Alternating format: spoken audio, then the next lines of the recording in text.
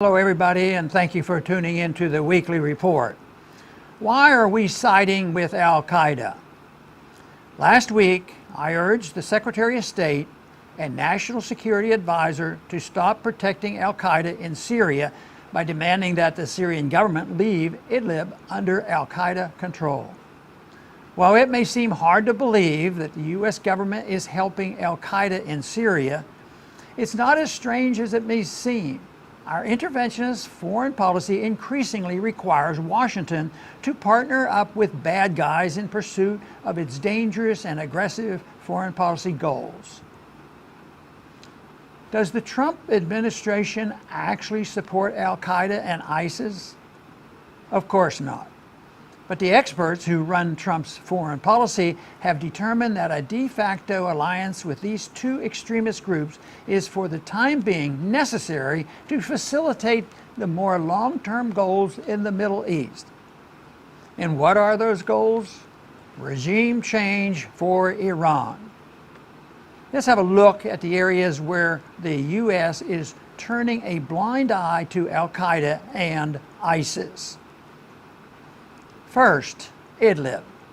As I mentioned last week, President Trump's own special envoy to fight ISIS said just last year that Idlib province is the largest Al-Qaeda safe haven since 9/11. So why do so many U.S. officials, including President Trump himself, keep warning the Syrian government not to retake its own territory from Al-Qaeda control? Wouldn't they be doing us a favor by ridding the area of Al-Qaeda? Well, if Idlib is retaken by Assad, it all but ends the neocon and Saudi and Israeli dream of regime change for Syria and a black eye to Syria's ally, Iran. Second, one of the last groups of ISIS fighters in Syria are around the Al-Tanf U.S. military base, which has operated illegally in northeastern Syria for the past 2 years.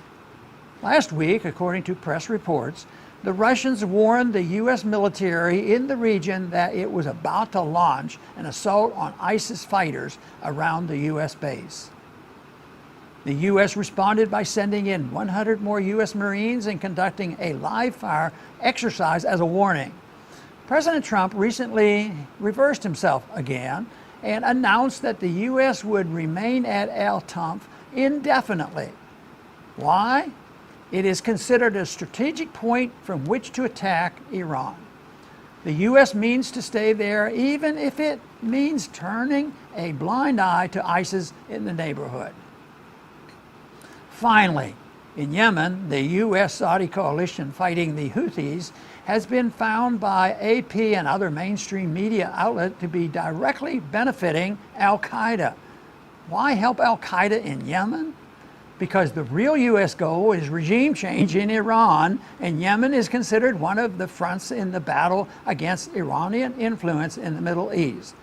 So we are aiding Al-Qaeda, which did attack us, because we want to regime change Iran, which hasn't attacked us. How does that make sense? We all remember the old saying attributed to Benjamin Franklin's Poor Richard's Almanac that if you lie down with dogs, you wake up with fleas.